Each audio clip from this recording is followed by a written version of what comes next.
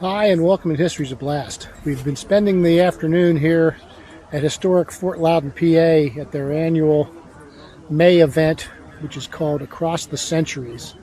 And it's military history reenactments from classical Greece all the way up through post-Vietnam era. Unbelievable.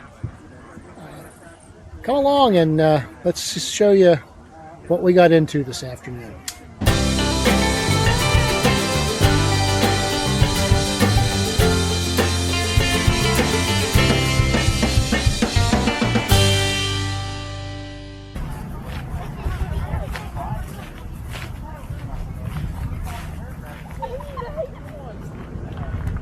Well, here we are at Fort Loudoun, historic Fort Loudoun, Pennsylvania. May the 3rd, 2025, here for their Across the Centuries event. Military reenactors from all ages, from ancient Greece up through World War II and even to Vietnam maybe. Walking through the food court area here, see some World War I Americans.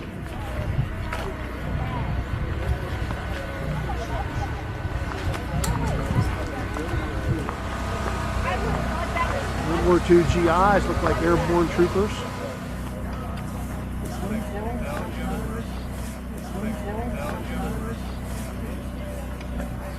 GP medium over there with the command post antenna and everything. Wow.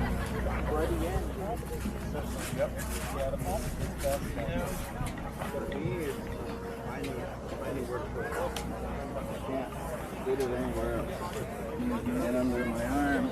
Yeah. It's hitting my rifle. Plus, you know, hey guys. Howdy. Yeah. Take care of those knees. Plus, if I want to reach it quickly, Papal Zouaves. Okay. Yes.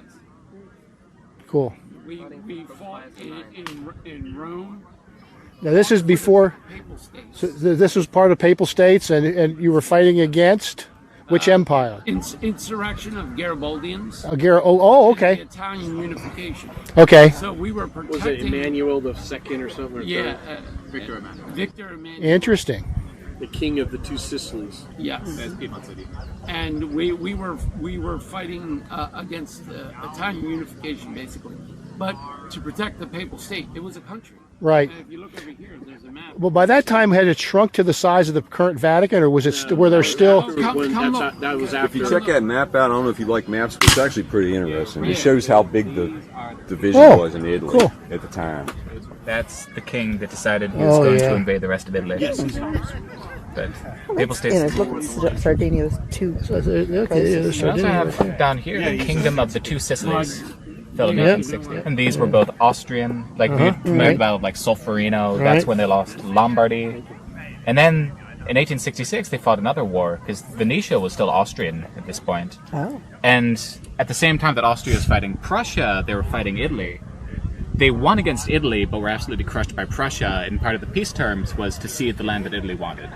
And so then they ceded Venetia to Italy. This is going to be really interesting. I'm filming this with a 360 camera. So here I am doing this. And I really, all I'm doing is, so I can just basically stand here like this and take my face out of it. And yeah, this is the inaugural trip for a 360 camera for us. Well, you guys are really, so how long have you been as a group?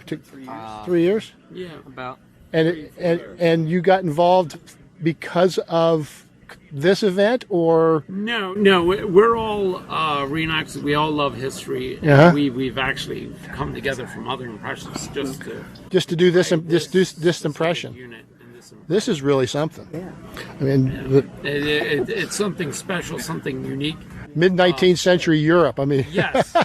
And it sounds silly. We don't know anything about it, but it's almost like a French Foreign Legion, where it's international forces, where you have Dutch, you have French, you have Belgians, you have Canadians, you have Americans, you have Germans, any one of the Catholic, English, Scottish, any one of the Catholic faith. When the Pope put a call out for volunteers to fight in his armies, we're not a bodyguard. We're an army that fought on the field to defend the Papal States. People make that confusion. We're Yeah, not his we've bodyguard. lost that. We're The the- bodyguard was still the Swiss. The Swiss Guard still protects them. Yeah, They're yeah. still part of in the Vatican. Only We're yeah. fighting on the frontiers in the little towns. We're patrolling, keeping all those brigands out, keeping all those. Italy. And the Pope wanted them to fight just hard enough so they could say it's like that's not true. They took it, but they had to take it by force because he knew he wasn't going to win. He didn't want them dying for no reason. He said fight just hard enough. He said first breach that gets open to the wall, surrender. So when we surrendered in 1870, when Rome fell, they allowed us to our regiment to surrender with military honors. So we marched out under arms, presented arms for their flags, Provided troops. stacked our arms, put our equipment on our arms, we surrendered. We rolled our flag up, put it on the stack. Cowboys talking to the Vietnam War. You got the bucktails over here. Now look at these guys. They're securing the AO over here. Look at that. Look down, and down there's the Middle Ages, the armored men at arms. Oh man, just amazing. Yep. Pay no attention to the man behind the camera, and then I'm just going to lift it up like that. Of them? You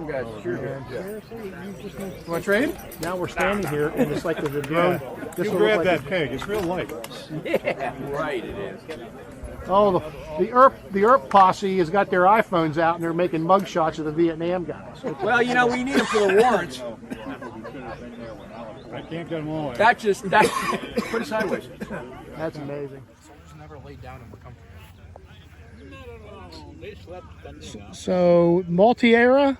No, World War One. This is Tsar's army or We're actually doing the Russian Civil War. Russian Civil We're War? the White Army, the White Guard. The White Guard. Okay. Yep, Tsar. He's been dead for a little while. Oh, this okay. So this is the Russian Civil War. Yep. That's there's the Roman, the Papal State War, Yep. all kinds of That's different the best part of this reenactment event. groups. Is all the neat things that people do. But Yeah, yep, it's fantastic. we're portraying the 1st Officer General Markov Infantry Regiment. So it started off actually as an all-officer volunteer regiment fighting against the Soviets. And by mid-1919, though, you know, the losses and casualties, Yeah. they integrated a lot of former Red Army soldiers, former anarchists, conscripted Cossacks, any number of people to be soldiers in the unit. So, you know, Yep. about the time they were fighting just south of Moscow near Belgorod. So on the drive up to Moscow. So fortunately, as far as they got. Yeah. So Thank you. Is that the LC1 straps? These are LC1 straps, yes. The only difference is that they're slightly more green, or they can in some cases even. It'll say LC1 underneath right here somewhere. What else? The hook design even, it like certain cases is all kind of funky too. Because like sometimes the LC1s have like curly hooks while the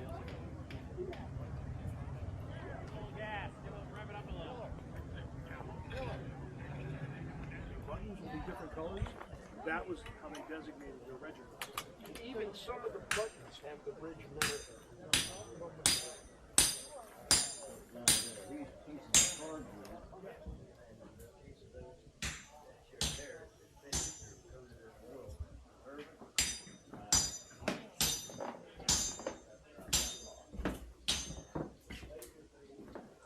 Hi there, sir. Mrs. History is a blast. Says you can do the 18th century anytime you come here. We have to go see the Middle Ages again. We're going to go see the armorer. So let's go.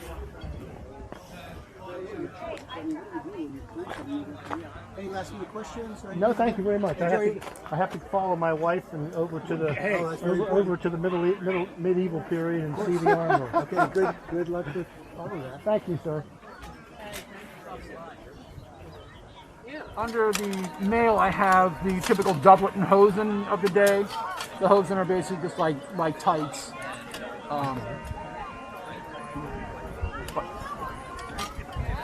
And the doublet is just basically a tight-fitting jacket. And they actually lace together all the way around with points. So your pants are tied to your jacket. which also makes it interesting to have to use these facilities. So pretty much so, a guy dressed like you is a gung-ho do or die that you're not going to retreat. To where me, I'd sooner wear light whatever, if things get ugly, I'm heading for the nearest tavern. I mean, there were knights who retreated. They knew, you know, they weren't completely stupid most of the time. They knew when not to get into trouble they couldn't handle. But they're very hard to kill. Hello. Hi there. How are you? Good, thank you. Pardon my extension here. What you got there? It's a 360 camera.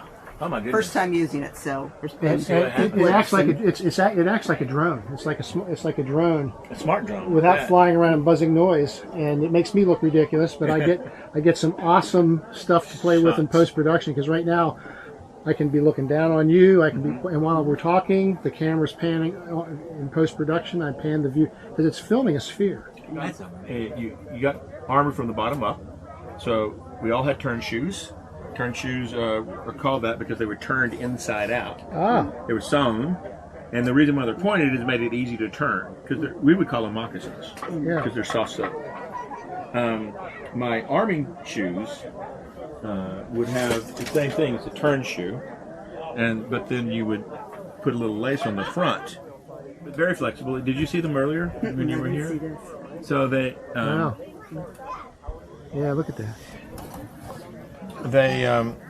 They fit by just taking the off, sliding your foot in, closing it up. By that time it's sitting up, pull the strings through so they don't pop up and down.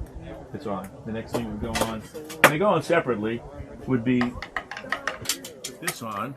You put on your helm, and it has the second underneath. And if you notice this curve right here, it matches the curve on my cuirass, so that when I cut down, that will kind of keep anything spear thing coming in and getting to my neck anyway. Because this is one of the more vulnerable spots. Now, are you fighting on foot or? So as an Englishman, I prefer to fight afoot. Right. I ride to the battle. I usually set up and then wait for them to come to us. If you look, remember Agincourt. Agincourt is going to happen about 34 years from now. But we would wear your cuirass, and that's why it's got this mechanism to get on your horse, ride to where you're going to go, get off your horse, and you're ready to go. So 1800. So the Mountbattens or probably. whatever. Yeah. So the last things we put on would be the gloves or gauntlets. And as I showed him earlier, can I borrow your hand for a second? So just stick it out like this and slowly make a fist. See how your knuckles stretch over that? Same thing. Look at the knuckles. See them stretch? Oh wow! Look at that. Pretty intricate. So if you didn't have that stretch, you wouldn't be able to reach around your weapon as well. Yeah. Yep. Now you could get rid of it, but then you left a gap. just from a decorative, the fact that there's nails. Yeah, I asked my armorer. I said, "Why did you put nails on my armor?" And he said, "Well, God made man as the most perfect of creations, and so I shall make my armor in the image of man, so it shall be the most perfect armor." But he's got the stretch, and there's only a surcharge of 50p per. There's more than surcharge. The little oblong places for your knuckles to fit into. This, of course, was made for me. That's it for this time. I hope you enjoyed this video, and we'll take time to view some of our other ones.